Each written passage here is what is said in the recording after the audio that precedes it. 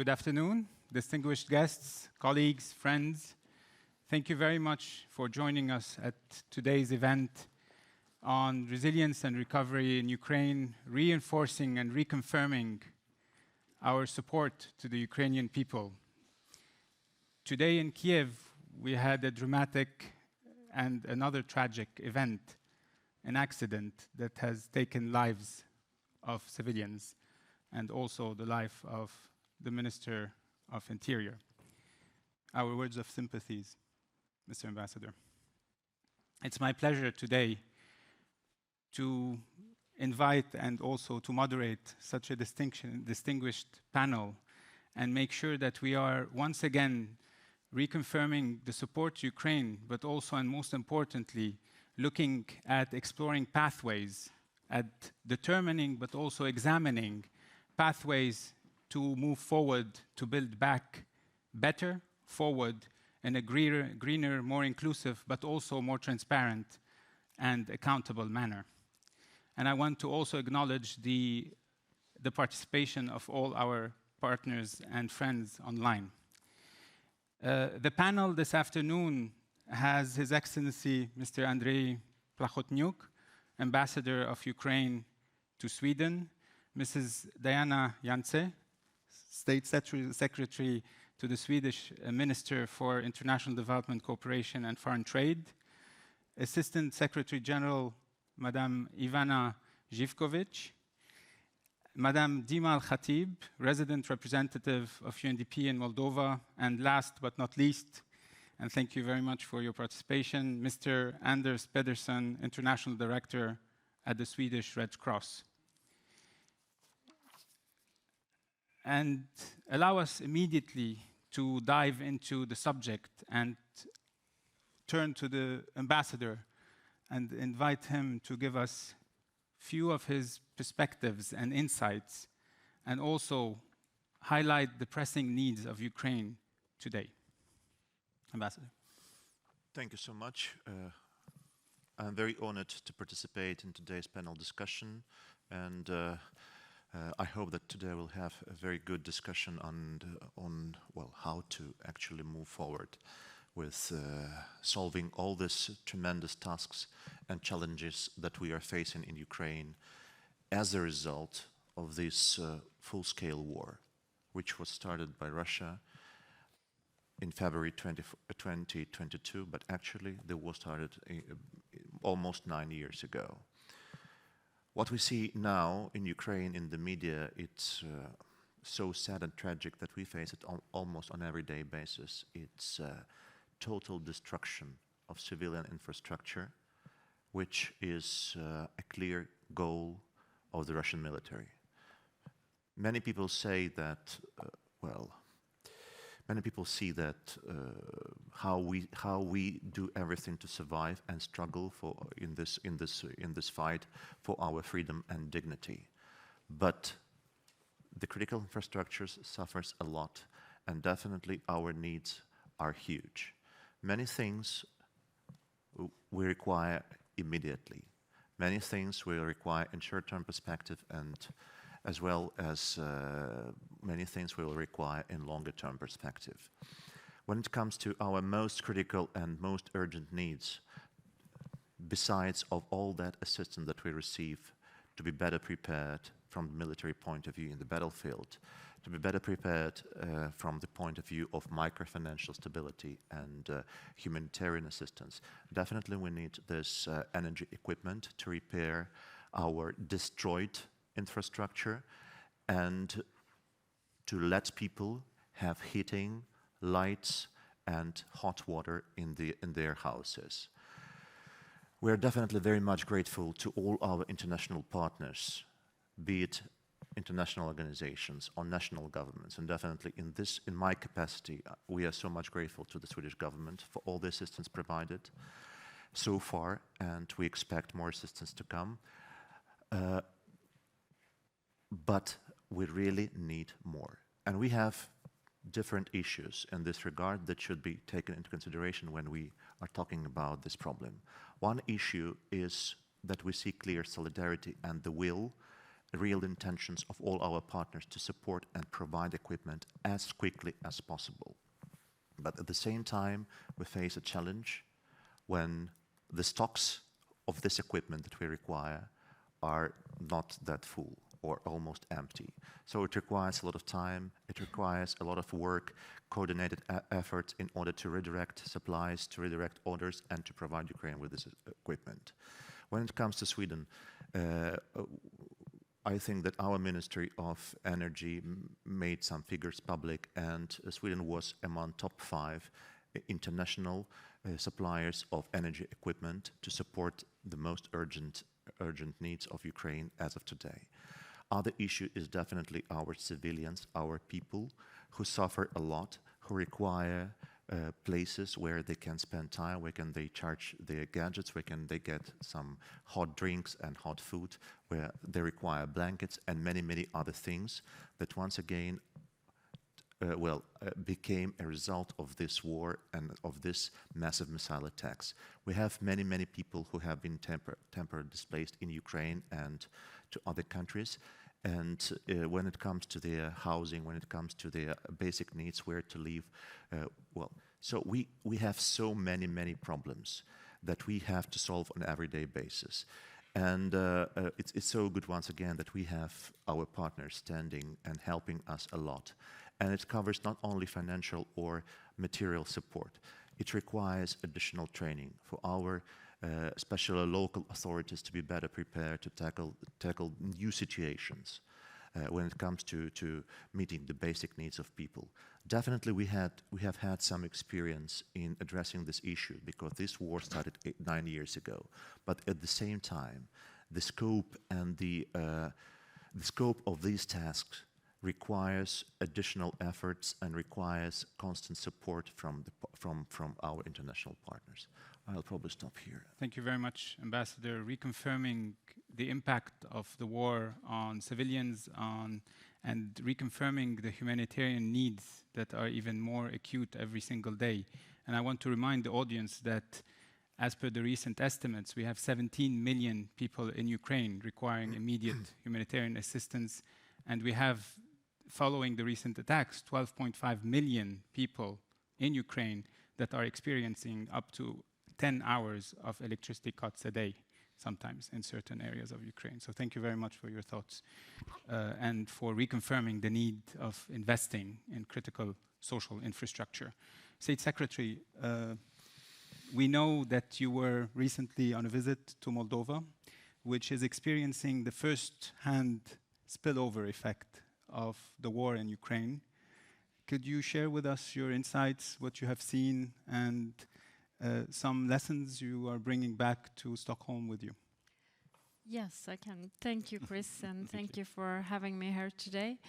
Yeah, I came back from a 2-day visit to Moldova yesterday night, and first I think the overall impression is this relief that Moldova has shown such an amazing solidarity in the height of this crisis, with Moldova being a small and relatively poor European country. They have taken a lot of refugees. Many have moved further on, but they have really done their part. And in the beginning, they were completely overwhelmed. But I think the UN responded, the Red Cross, etc. Others really made a push to make this work. And despite the limited resources they have, both in terms of money, but also staff, people. Moldova is experiencing quite a brain drain with people moving. They really did this well. So that was a main impression and very heartwarming in the midst of this. And also this determination to see this crisis through. The government has done a tremendous job all the way through, but they run from crisis to crisis basically and are quite busy with that. At the same time, they're trying to push overall reforms in the country. They, just as Ukraine received candidate status, so they have quite an ambitious agenda to reform. And and while they're trying to tackle that together with the crisis, they have a very troublesome energy situation as they were before the full-scale invasion, completely dependent on Russian energy. Now they have an ambitious plan to move away from that, and I think they're over the worst for this winter now, but it has cost them a lot in terms of paying for gas from other sources and just make an emergency plan to see their population get through the winter in these dire circumstances. So yeah, and at the same time as all this is happening, there are quite a few attempts to constantly destabilize the country and get them off rail from this reform track. So they have. It's really a troublesome situation, but fantastic to see such a committed government doing its best. Thank you very much, State Secretary. And while the State Secretary was visiting Moldova, the Assistant Secretary General, Madame Zivkovic, was in Ukraine, in Kiev, also having a first visit to Ukraine, and a first visit actually to a program country of UNDP. So, Madame Zivkovic, perhaps you can share with us also your impressions from the field and the key takeaways from your visit, please. Yes. First of all, thank you, and thanks to all of you for such a great interest in Ukraine and Moldova. That is a central part of work at our regional bureau at UNDP, and we very much enjoy this opportunity to be able to have an exchange with you. I have visited Kiev last week, and I have met with a number of high-level officials, but and also was attesting to the readiness of government and the high functionality of things working there. But at the same time, was moved by the patriotism and also the solidarity of people and the will to go forward and face all the hardship, although they day-to-day live in very hard conditions, don't have electricity for 10 hours per day. But nevertheless, they took this choice of going through this hardship for the future of their country and for their for the future of their children. So it was very moving to see that, and the level of destruction was actually quite saddening, but it is something that people don't ever complain about, or they just go about their lives as normal. Thank you very much. And this is another testimonial of the scale of the impact and the humanitarian needs and the crisis. And this takes me to Mr. Pedersen, International Director of the Swedish Red Cross. And the Red Cross is specifically focused on humanitarian needs and humanitarian action. Could you please elaborate a little bit on how you are contributing as well from the Swedish Red Cross, but also the other parts of the Red Cross family, and how you see the interlinkage between the humanitarian and development, and how the humanitarian immediate assistance go in hand, or should go hand in hand with the development and an immediate recovery? Well, thank you, and thank you, Chris, and thank you, UNDP, for inviting the Red Cross for this panel. If you allow me just to build on what the previous speakers, and maybe very particularly from the ambassador, I think we all acknowledge the level of destruction. And I think what we're seeing in Ukraine today is another example of this deliberate attack on civilians and on civilian infrastructure. And I wouldn't say that it's unique on Ukraine. We have unfortunately seen this in many other previous situations around the world, but the level of very targeted destruction of the civilian infrastructure and targeting civilians, I think that takes this to another level. But I think it's extremely important that we, under these circumstances, we kind of recognize and we realize that despite all of this, actually civilians are entitled to protection. Civilians have rights. There's actually legislation around this. It's called international humanitarian law. it is as important today as it has ever been. But I think that unfortunately what we've seen over the last decades in reality, and now it's, so to speak, once again exacerbated by Ukraine, is that it's almost like the principles, the humanitarian principles and the international humanitarian law, it has been eradicated. And I think today, more than ever, we have to stand up and we have to re-energize really our fight for the basic principles, the fight for humanity. Coincidentally, myself and the State Secretary, we were discussing, I wouldn't say debating, Diana, but really together driving this just a week ago on another panel when we had the visit of the president of the ICRC, of the International Committee of the Red Cross. So that's really my point of departure on this one. But then, of course, yes, the Red Cross, we are a movement. We're not as large as the United Nations, but we are a relatively large movement. And of course, I think one of the uniquenesses of us is that we are both on the immediate emergency response. The Red Cross has been in Ukraine for decades. This didn't start on 24 February 2022. It started for us in 2014. We've been in eastern Ukraine since then. We've been all over the country, and we are a localized organization through our Ukrainian Red Cross Society. So I think that's kind of at the core. Then if you allow me, Chris, very specifically, I believe very strongly that we are making a fake distinction in between development and humanitarian. At the end of the day, for the people on the ground, they don't see a distinction in between now come development and here comes humanitarian. For them, it's simply that there are needs that we as a humanitarian development community, we need to step up and make sure that we support their opportunities to actually get over it. And I really think this is at the core when we speak about this, that this distinction that we're making, it is in the heads of people like us, not in the minds of the people that we're trying to serve. And I think keeping those two thoughts in your head simultaneously, that's maybe the core to overcoming these challenges that we have. Anders, thank you very much. And thank you for reconfirming, actually, a nexus approach, be it in Ukraine or any other context, and the importance of working hand in hand on the humanitarian track, but also on the development track. And allow me on this particular note to go back to the ambassador, perhaps, and also ask him of his thoughts on how to enhance and strengthen not only the resilience, but also the recovery and the reconstruction path. And how do you see the partners working more strongly together and in more coordinated fashion in support of the vision of the government? When it comes to our thoughts and our plans for recovery, once again, every day we have to solve multiple tasks at the governmental level, at the level of local authorities. One is to deal with the consequences and how to fight in the battlefield.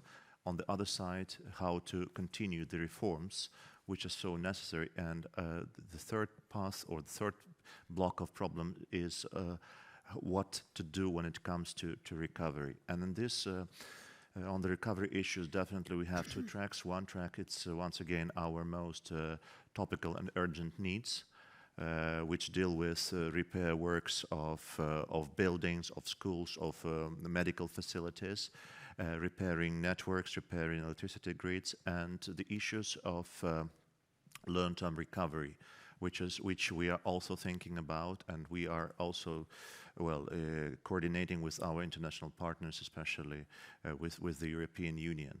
So these plans, they definitely are discussed, and what is another kind of challenge when it comes to, for example, our most pressing fast recovery needs, they are updating on everyday basis. And the amount of tasks and the number of buildings and the number of facilities that should be reconstructed, it has enormous numbers. So it means that we should always think how to sort out and how to move with these activities. We are dealing definitely with our partners from international organizations and bilaterally, but it requires, once again, a very strong coordination and leading role by for example, European Commission or our other major states. We invited and we'll be working with many partners well, on the issue of the so-called political patronage over the regions of Ukraine, which suffered a lot as a result of this war. We have some practical result in this field, but definitely we have many, many more tasks to be solved in this sphere. And that's the work we are doing both in the capital city of Kiev and abroad by ambassadors and by our delegations who come and talk at different economic fora and meetings. Thank you very much, Ambassador, and thank you also for reconfirming the importance of national leadership in establishing a recovery vision, but also reiterating the importance of reform in Ukraine. And the reforms had started, I remind everybody, a while back, way before the war, in 2014 even. And this is what the government currently is focused on, as we have heard from the ambassador, in a greener, more inclusive, more just recovery. And allow me on this particular point to turn back to the State Secretary. And also Sweden has been very much supportive of reforms and also of institutional development, but also service delivery and inclusivity at the core, digitalization. How do you see this support in the future as we move forward? And what are the areas you would also reach out to the government of Ukraine in request of strengthening, I would say, for all this to move forward? Well, I would say, as you just pointed out, and as Ambassador pointed out, I think Ukraine's leadership in this is all key. That's the center of it all. And in that respect, I think Ukraine is quite unique because we're not used to a developed country in conflict, and particularly not in conflict of this magnitude and intensity. Where you have conflict, but you still also have a functioning state delivering services to its population. When a power station is down for a few days, and then it's up running again. And that's the sort of scenarios you usually don't have in the countries where you have development cooperation or huge humanitarian operations. So I think it needs to be, and as a donor community, as partners, we keep saying it needs to be driven by the country's need. Well, here we have a country that is very specific about its needs, so that has to be put in the center. And from the Swedish side, I mean, we're really willing to do what it takes now to support Ukraine, be it development, humanitarian. We support Ukraine militarily, politically. We push for sanctions. We push for anything that can help in this process of securing a Ukrainian victory. Yeah, I think I'll stop there. Thank you. Thank you very much. And the war in Ukraine has been far-reaching, I would say, and the spillover effects have been quite present, and not only in the region. And I would like to turn to my colleague, Madame Al-Khatib, who's the UNDP resident representative in Moldova, and invite her to share also her perspectives and how do you see the spillover effect immediately on the surrounding countries, and particularly in Moldova, and how do you see the challenges, day-to-day challenges of Ukrainians who are living in Moldova, but also how you see the future and the impact on the communities as well. Thank you. Thank you, Chris. I will echo what the State Secretary has said about her impression about the visit in Moldova. Moldova is definitely a small country, but a small country with a very big heart. And currently, with the refugee crisis and the implication of war of Ukraine, which have been affecting Moldova at different levels, as we have said before, social, economic, environmental, and political, it has really pushed further the number of people under the poverty line, and has pushed further the people at risk of being under the poverty line to almost half of the population. And this is quite alarming. But what is interesting in Moldova, and when we say it's a country with a big heart, it's because this crisis is in the Moldovan homes. The refugees, the Ukrainian guests, I would say, are in homes, and this is adding to the hardship of the Moldovan population, a country that is already suffering from multiple vulnerabilities. But what is important is also, what is also quite interesting is the commitment of the government and the leadership to contain and to keep hosting the Ukrainian neighbors, providing them with whatever it takes to support their livelihoods. Just today, the temporary protection law has been issued and approved, and that will unlock a lot of employment opportunities for the Ukrainians. And that's a fantastic news. We just heard it this afternoon. But in addition to this, what is also important to note is that from day one, and before any help has been arriving to Moldova in support of the refugees, the Moldovan government has mobilized itself, has put at the service of the refugees their own national budget, compromising other needs and other priorities that they had lined up. Now, moving forward, what would be important, and we are very much involved in responding to this crisis at multiple levels, is to build the resilience of Moldova to be able to weather this compound crisis, whether it's the implication of the war, but also the energy and the food crisis, eventually the inflation that has been also moving up and down, compromising the purchase power of the normal Moldovan in their daily day-to-day life. So focusing on the socioeconomic resilience and building it, focusing on the inclusion of the refugees and supporting the host communities, working with the local public authorities is a key driver in terms of also containing the implication of that war. Addressing those key challenges such as energy, such as food security. And here a special note to the support of Sweden, to what we have been working together with the Moldovan government on establishing the Energy Vulnerability Reduction Fund. And Sweden has been one of the lead contributors to that fund, and it has lifted, this has lifted, it's very important, around 160,000 people out of poverty, allowing them to be able to assume their daily life without having to be compromised. And then there is a fourth component, which is very much, building the institutional resilience. And this is something that will allow Moldova and strengthen its capacity to follow that aspiration of the EU accession, which they are extremely committed to and willing to move ahead forcefully towards. Thank you very much for your thoughts. And once again, reconfirming national leadership, but also reconfirming a sense of solidarity that we're feeling and also that is being reconfirmed on daily basis, regionally and globally.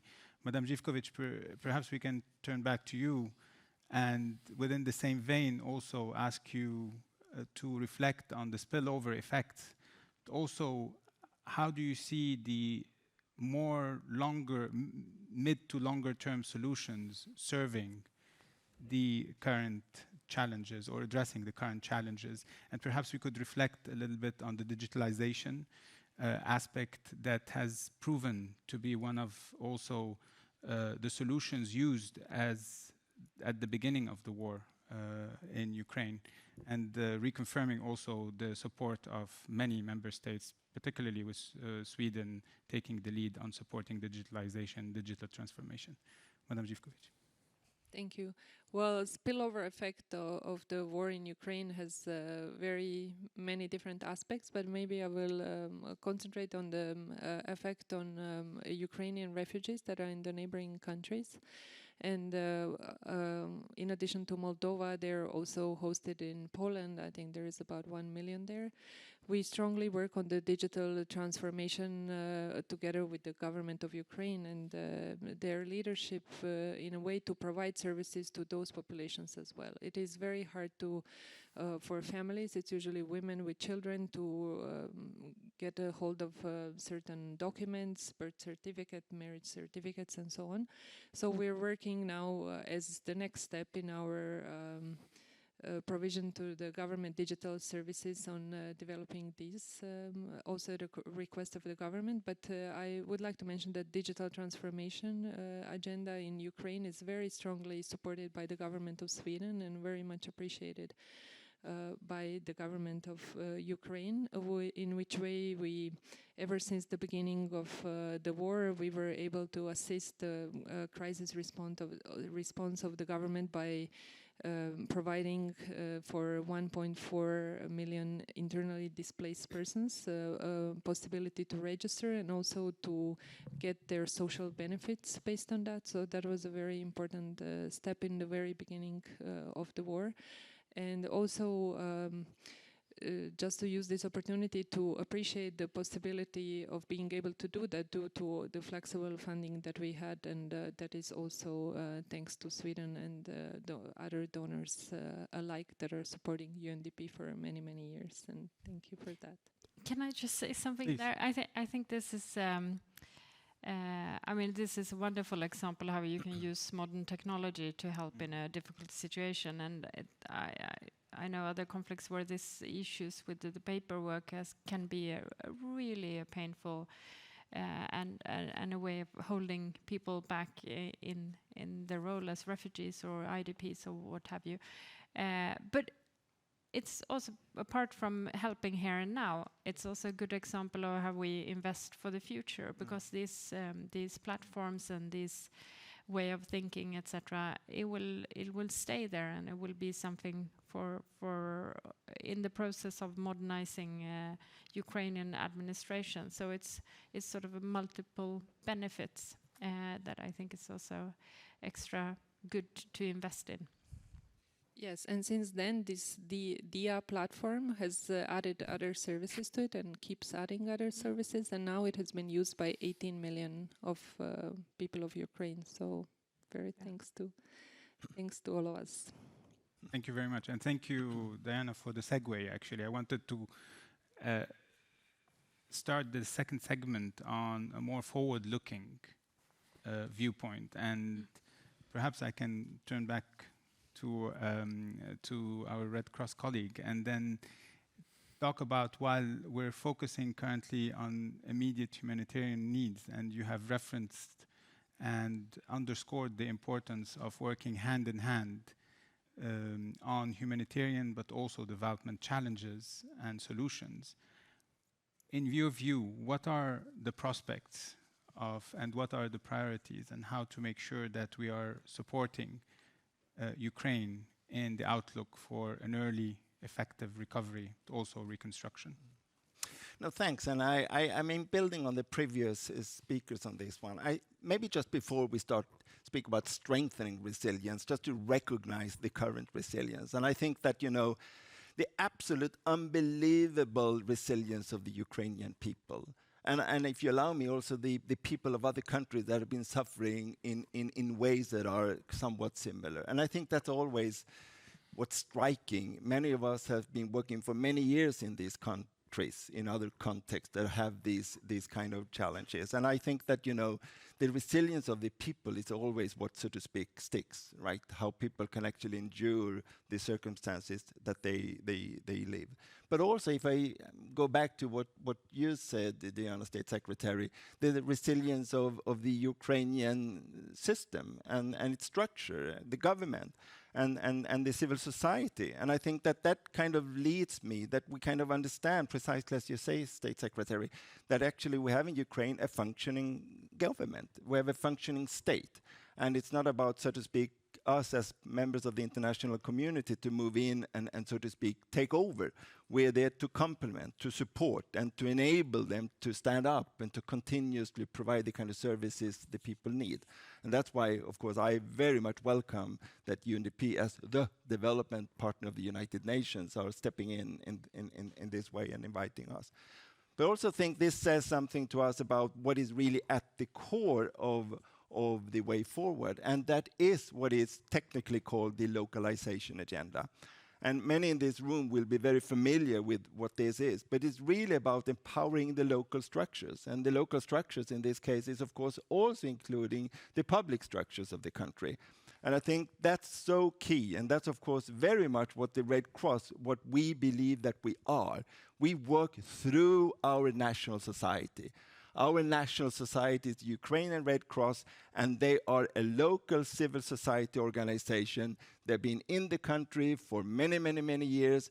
They were the first responders on 24 February, and they are there before, during, and after the conflict. And I think this is very much, for me, what it's all about. How can we now, as members of the international community, as partners in this case to Ukraine, actually turn what we know into action and actually walk the talk and live it, the localization, and how we take this forward. I think that's so much at the core. This is so much the key.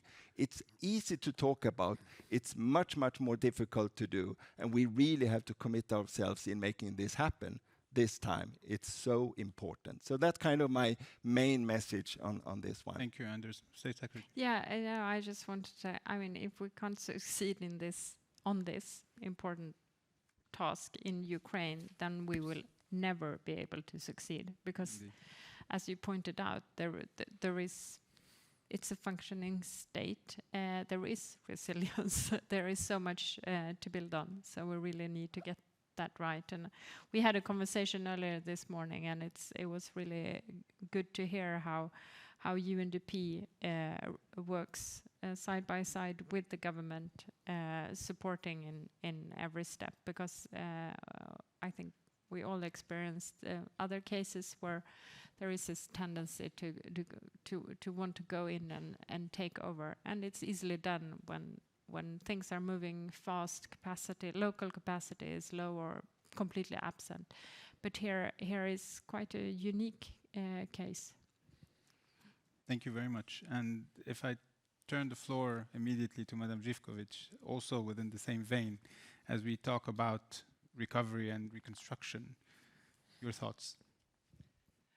Well, just maybe to share a few other areas where we work and we feel that it is very important for the future of for the future reconstruction, but also to take note of the fact that we cannot wait for the war to start, for the war to stop, to start with these steps. So we are already well ahead with planning some activities with the government, but before anything can start, emergency works now facilitating the return and reconstruction. There needs to be mine action or demining activities, and also unexploded ordnances removal, as is also debris removal. Those are very important steps in a way that the future reconstruction can take place, and we are already well on that path.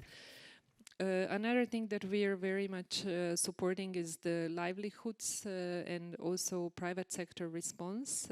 We have, together with the help of Sweden, but we also in the very beginning helped relocate businesses, micro, small and medium enterprises from war-affected areas to more peaceful places, and we help them start up in their new host communities. Another area that we work in is the civil society and maintenance of the social fabric, supporting, of course, human rights and anti-corruption efforts. And as the ambassador has already talked about energy and support to urgent energy repairs, we are very active in this area, and daily work together with our colleagues in Kiev on how to make this situation easier and how to plan for investments in grid restoration and provide the emergency equipment needed. So many of these are just a few areas that I have mentioned, but we have also, we are still very much integrated into the UN response, and we have the ultimate objective to preserve the development gains that Ukraine was doing so well on before the war, and also to pave the way for the economic recovery. Thanks. I would love to also be able to comment on the early recovery aspects, because I think what we will need will be continued Ukrainian leadership on this also, but also well coordinated and inclusive donor response, and it will be quite complicated, I think, given the scale of this operation. Institution is the building institutions that are always forward-leaning, and you have the whole EU process and the reform package that will also be part of this deal. But then, not the least, I would like to say we need to bring in private capital. Development, the money we have for development will only be a very, very small part of all this. So we need to find ways to facilitate for private businesses to come in, but also for Ukrainian businesses to get back on their feet, or to operate, to export, to trade.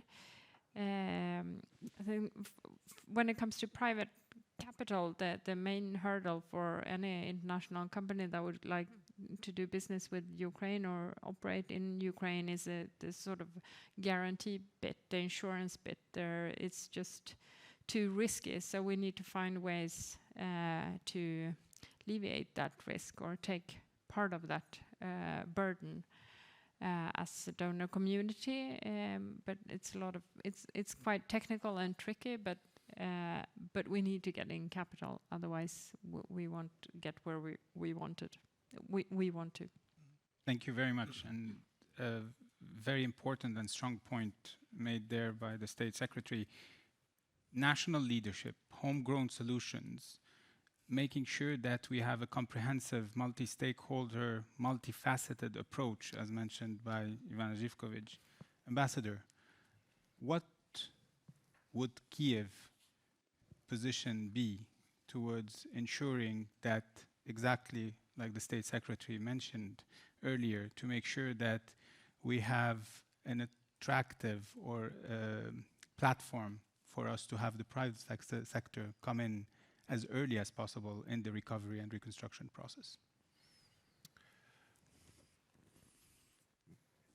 The President of Ukraine and the government of Ukraine has made on numerous occasions a very clear message to all our partners that we will stick to our reform agenda and we will deliver on what we are committed to when it comes to further reforms and when it comes to, for example, meeting the recommendations of the European Commission when it comes to our candidate status for the future membership in the EU. On our side, we have the unity and we have the strong will to deliver on that. When it comes to attracting and bringing foreign private capital to Ukraine, we understand that the security risks are very high, and it's really a big problem.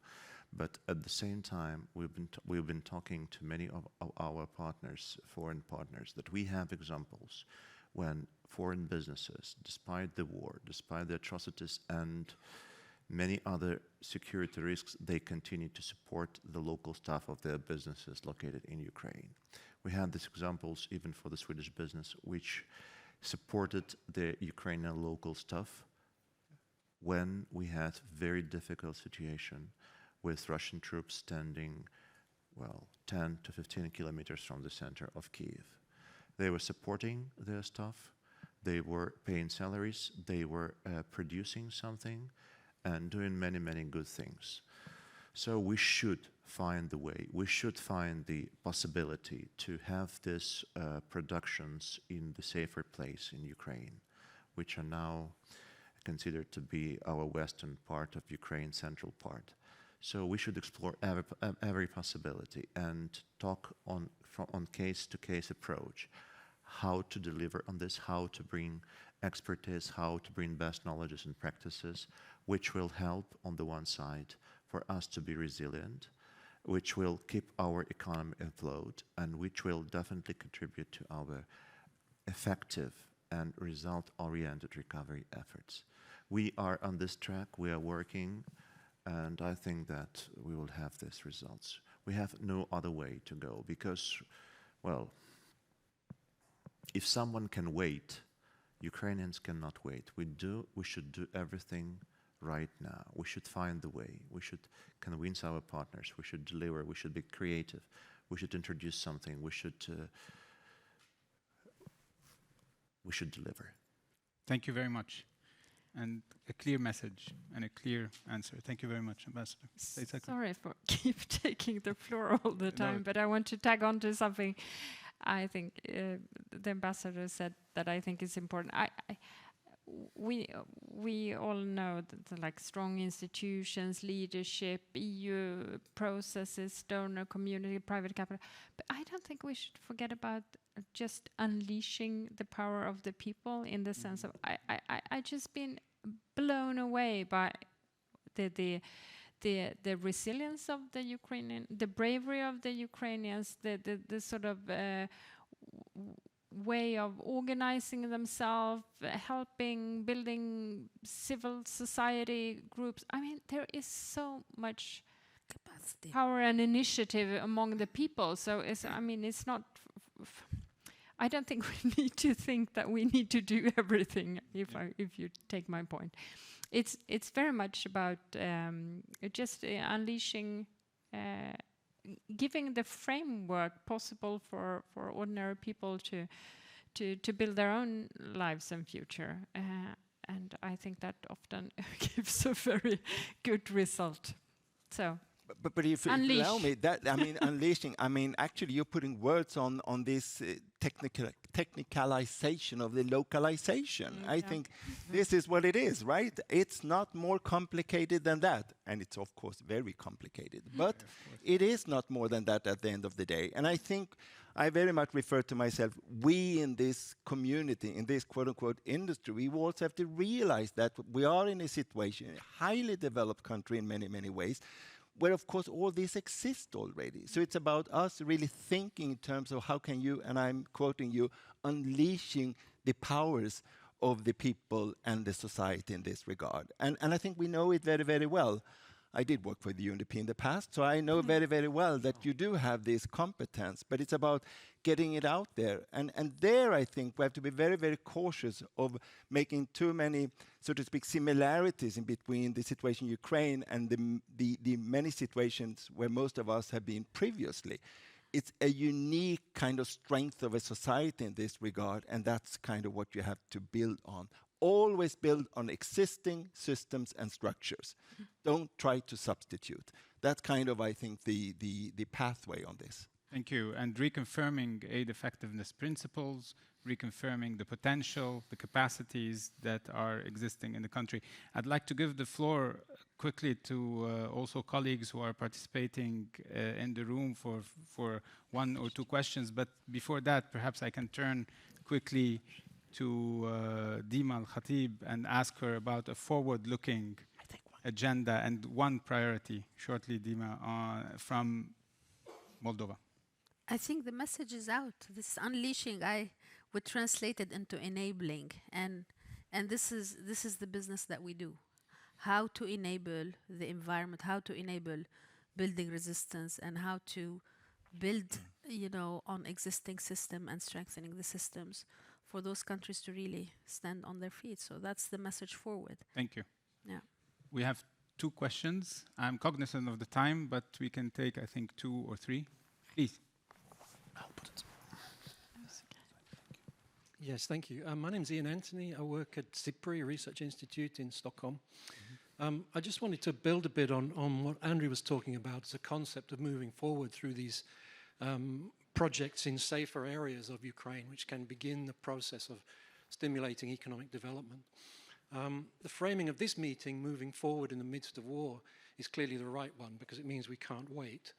But Mr. Putin has staked his personal future on Ukraine's failure. So there has to be an element of protection here, it seems to me. We have to say that Western engagement will begin now, but attacks on projects which involve Western engagement will not take place with impunity. So there has to be an element of protection in this. How do we organize that? in a way which makes it clear to the Russian colleagues that using the capabilities they have to attack these projects will bring a Western response. Thank you. Let's take another question. You have.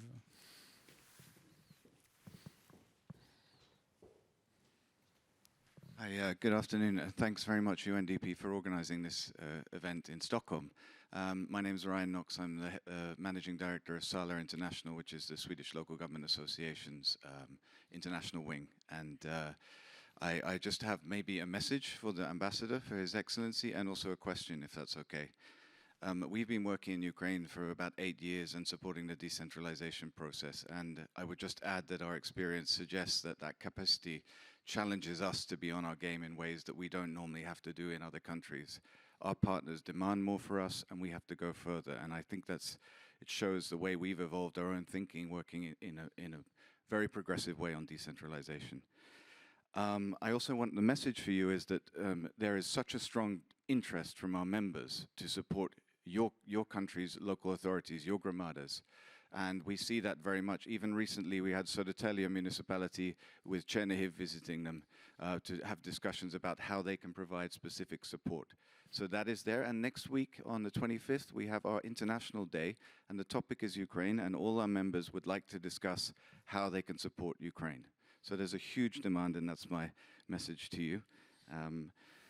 A small thing on the question. I've just left an assignment as the head of UN Habitat in Damascus, Syria. I went to Ukraine before I left to help UN Habitat and the UN country team think about how recovery should work in the urban damage and displacement context.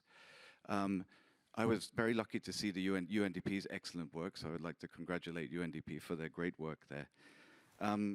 What we came to is an idea that you do need to have a localization agenda, building on your point, Your Excellency, and also Diana's and Anders's points about localization and the nexus.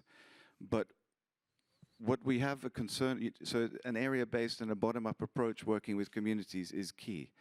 But I have a question for you really around the decentralization process, which is how do we make sure that the gains made there are maintained as the recovery and reconstruction agenda goes forward? How do we make sure that we're doing that in the best possible way so that the local capacities that exist, the capacities to do a conflict-sensitive way of recovery so that we're respecting people's housing, land and property rights, that all of these things are really taken on board and that decentralization agenda maintains. And for our members talking to your local governments, how do we help you on the path towards EU integration? How do we support the local capacities so that the decentralization agenda is a pathway for that? Sorry for the long intervention. No, thank you very much. And I don't see any other hands. Oh, there's one more. Yes. Thank you. Hi, my name is Jessica Pojanro, and I'm from the Kvinna till Kvinna Foundation. Thank you all for your very important points. We at the Kvinna till Kvinna Foundation are working in conflict-affected countries to help women's rights and women's situation, and have been doing so for 3 decades now. We work very closely with local women's rights organizations in Ukraine as well. What we see in essentially all conflict-affected areas is the backsliding of women's rights, including increasing gender-based violence and also, of course, hardship in terms of economic rights and livelihood opportunities. How will you ensure to really include women's rights and women's economic empowerment and political empowerment in the recovery of Ukraine? Thank you. Thank you very much. Perhaps I can invite you, Ambassador, to kickstart the answers. Yes, I'll try my best.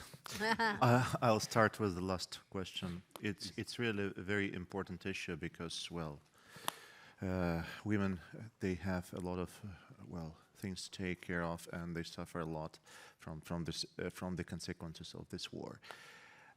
In this regard, I would like to mention the one specific case study which relates to the how our women can participate in recovery efforts and reconstruction efforts.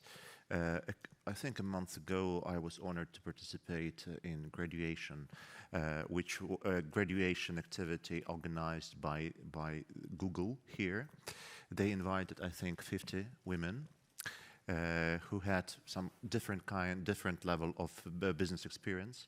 They trained them, and after this course, when they successfully graduated, it was very important for me to see that Sweden and all our partners support such important activities, because I talked to several of our women representing different regions, close to the battlefield, close to the more safer areas, but they were happy to have this opportunity to have well, some training, to get best practice, and which is more important, they want to return when the situation allows. For example, a young lady was dealing with bakery business in Ukraine for vegans, and she got some new experience and new knowledge, and she told me that when I'm back, I will definitely do my best in order to implement all the knowledges that I have received. So we have these projects. We definitely should support them, and we should definitely provide not only assistance at the level of the government and the level of local authorities, but different funds, private or government-owned funds from abroad should also support these activities. Because, for example, as it comes to Sweden, we have 50,000 people who are now staying temporarily in Sweden under this EU directive. Among them, 15,000 are children. So the women should be trained that they should have new opportunities to find new places when it comes to their further future employment in Ukraine. When it comes to decentralization, it's one of the issues and one of the reforms which was supported by the Swedish governments for many, many years. It's one of the reforms, apart from supporting digitalization, supporting public broadcasting, and doing many, many other good things. I think that even this war experience of ours, it proves that we turned to be good students, and this reform and this with support of Sweden has really produced good results on the ground. We had a couple of weeks ago an event and a seminar organized by Folke Bernadotte Academy for local authorities who came here and expressed their knowledge and expressed their, they provided feedback to their Swedish friends on what they experienced during the war and how they organize, this provision of everyday service to ordinary people. Women were sharing experience how they were just building, shelters. They building these roadblocks in order to stop the enemy from coming to their cities. So a lot of experience, and this is the reform that will definitely be implemented 100%. It's our vision, it's our understanding, and definitely would count here on further support of Sweden and all our partners. So decentralization is important. We, on our side, we will deliver on it. When it comes to the first question, very important of dealing with this war and, bringing foreign capital and many, many other things, I think when our clear signal to Russian Federation and to its political leadership in these circumstances, and it was important yesterday, it is important now, it will definitely be important. It's our unity, it's our resolve of the collective West and all democratic world to support Ukraine and to be united at the face of this existential challenge and existential threats. When it comes to with this business side of this matter, for example, I didn't comment on that, but if we want to bring some good experience and good knowledge and bring good technologies to Ukraine, why shouldn't we start off having not bilateral cooperation but trilateral cooperation with our partners in the neighboring countries? Would it be safe? Definitely it would be. They have many people coming from Ukraine, intellectuals, professionals. Why don't we train them? Why don't we open new production and place orders for support of these countries and definitely for support of Ukraine? So we should explore every possible opportunity in this regard. But we shouldn't wait when the situation allows.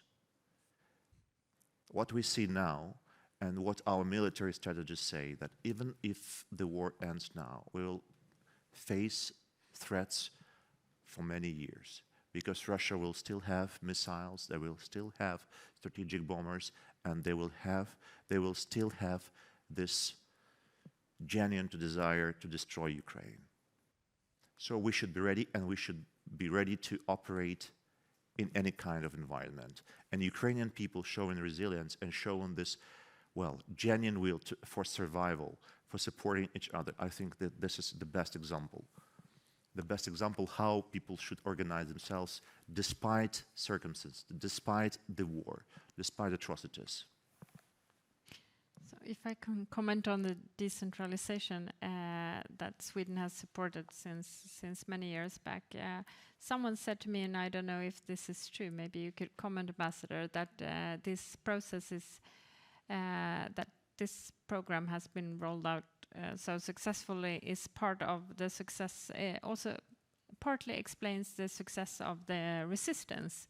So the mayors of the towns or the decision makers, they don't sit around and ask or wait for a call from Kiev whether to rebuild a roof or set up a roadblock or even fight back. They take decisions locally.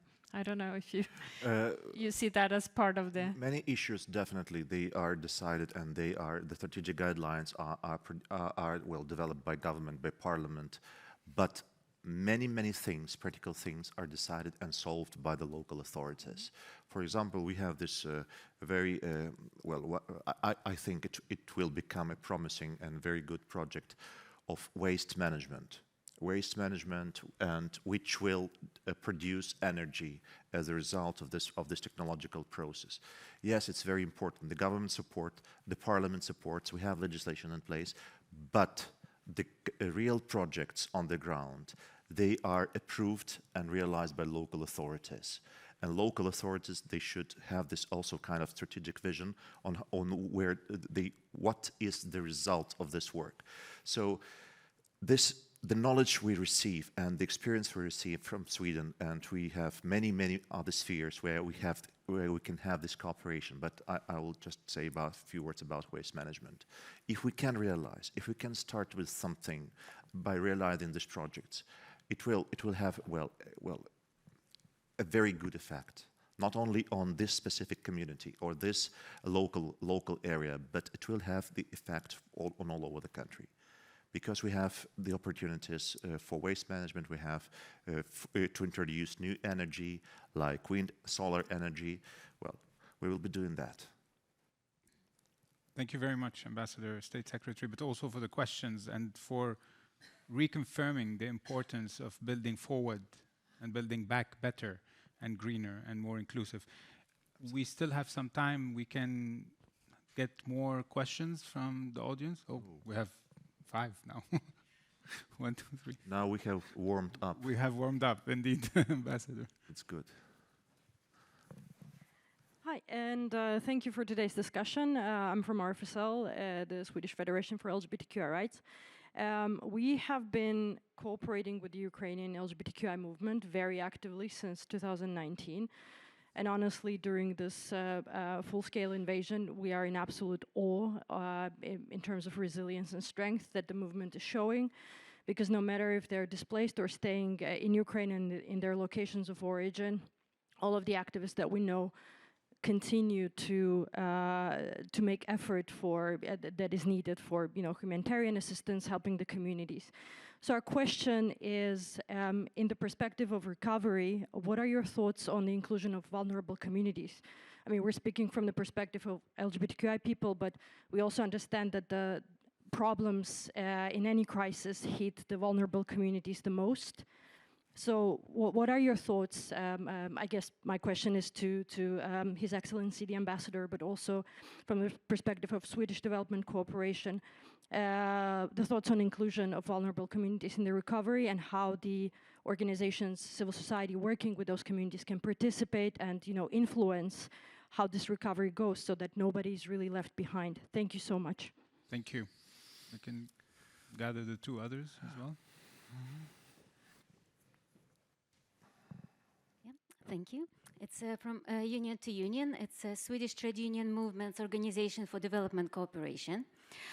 Talking about recovery, so Ukraine will need all its workforce back. So you need to bring people back that migrated, but also you need to keep those who are still in Ukraine. And we know that even before the war, there was quite a big labor-related migration from Ukraine because of the lack of decent working conditions and low salaries. So I wonder, where is the place of this decent work agenda in the recovery plans? And I heard that you said that that the government is committed to follow the European Union Commission's recommendations. So probably it is included, but it will be interesting to hear it in your words. And it is basically the message from our colleagues in trade unions in Ukraine. Just jobs is not enough. It needs to be decent jobs. Thank you.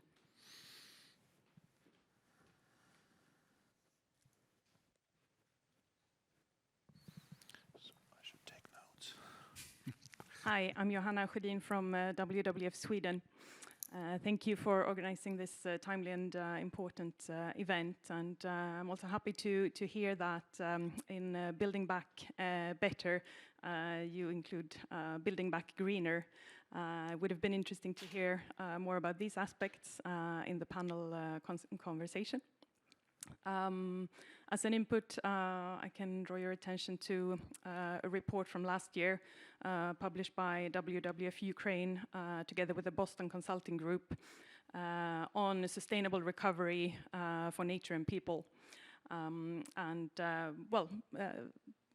Containing recommendations that all reconstruction and recovery plans take a nature-positive approach and ensure no further harm to the environment and climate.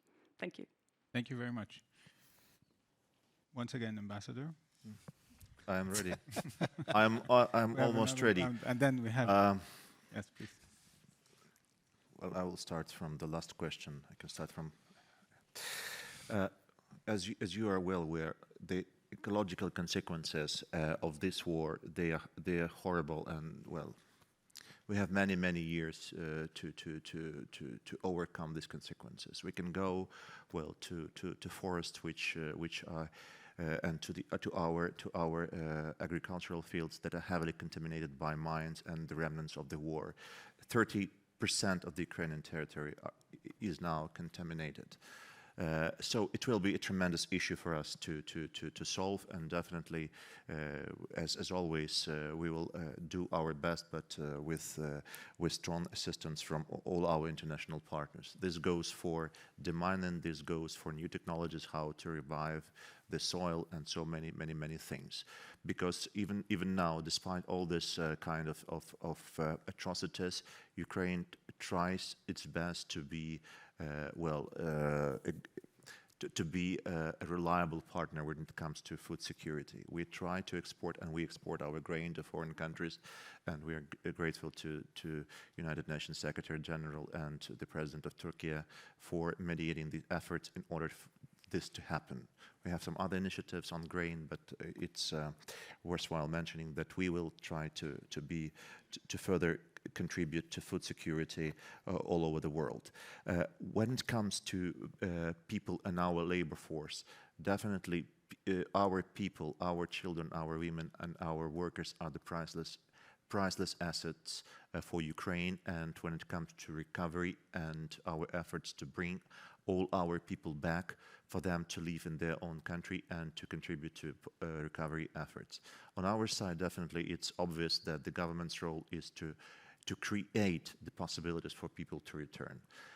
It's our part of the job, but what I see from it's my educated guess and my understanding that many people, really many, who are temporarily living abroad, they want to return. And it's true because we've been discussing with our Swedish friends and officials here, and we were asked many times why Ukrainian children, they go to school in Sweden, but at the same time they continue their curriculum with Ukrainian schools because they want to return. The same goes with the business, the same goes with ordinary people who want to come back to their motherland.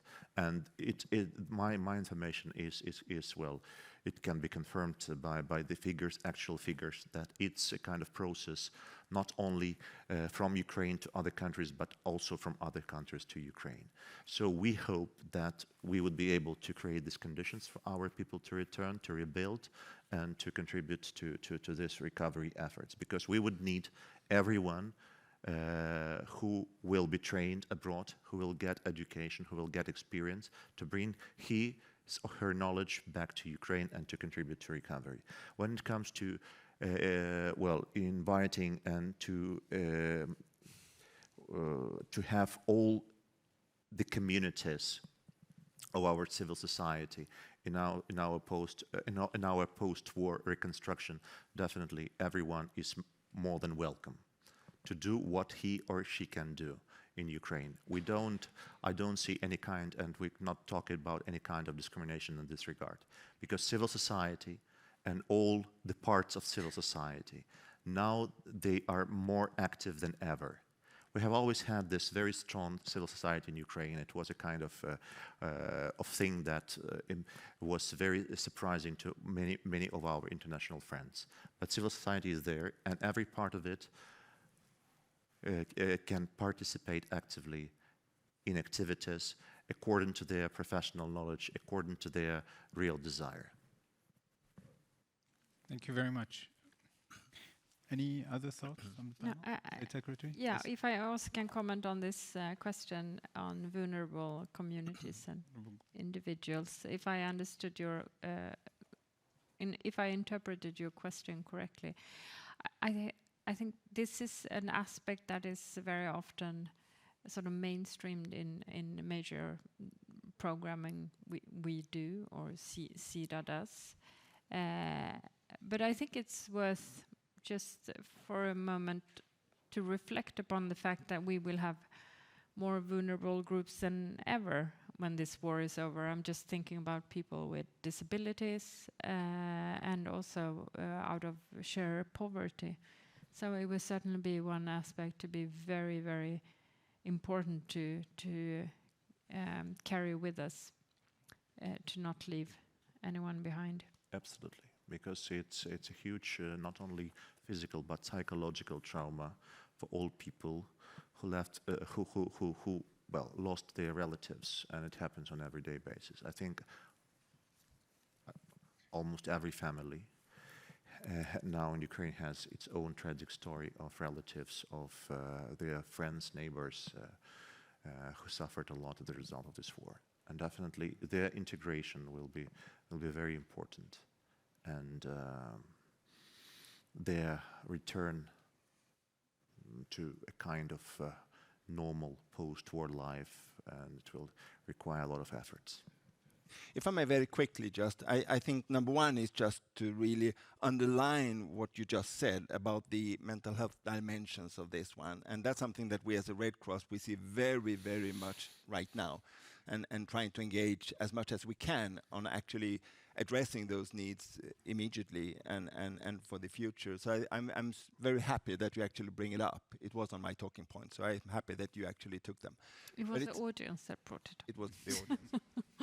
But on the question about, we speak so much about the vulnerable groups, and I think that's of course true in one sense. Of course, there are vulnerable groups, but I'm always, and not necessarily specifically on the Ukraine situation, I'm always a little bit hesitant to speak about all but, I was about to say, white men my age are vulnerable groups, because that's actually our strength. If there's something that we know about development and the drivers of development, and the drivers in this case about actually the resilience, it's very much the women. And I'm just very mindful that we don't, so to speak, projectify this. It's not about more projects with a specific purpose might be needed, but it's really just the inclusion of a variety of groups that will make it possible to drive then the pathway forward together. And I think it's again, it's very much about the mindsets of ours, how we approach it, how we engage, and not just that we, so to speak, identify and we invent specific projects to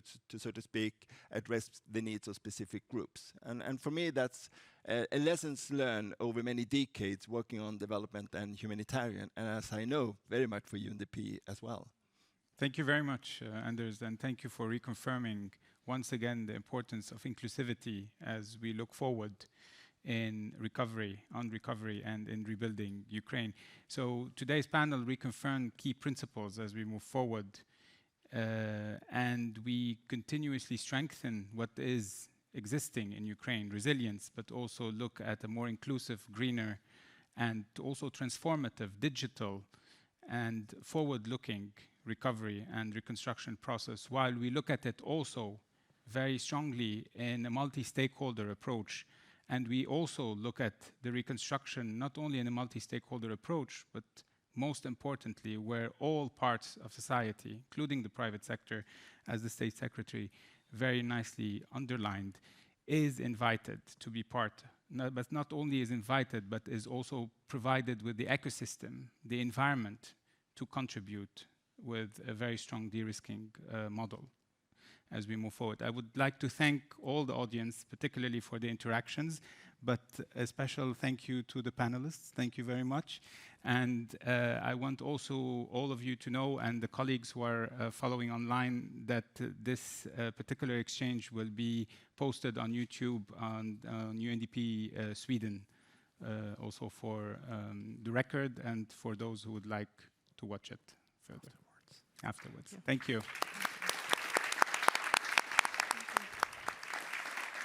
Thank you very much.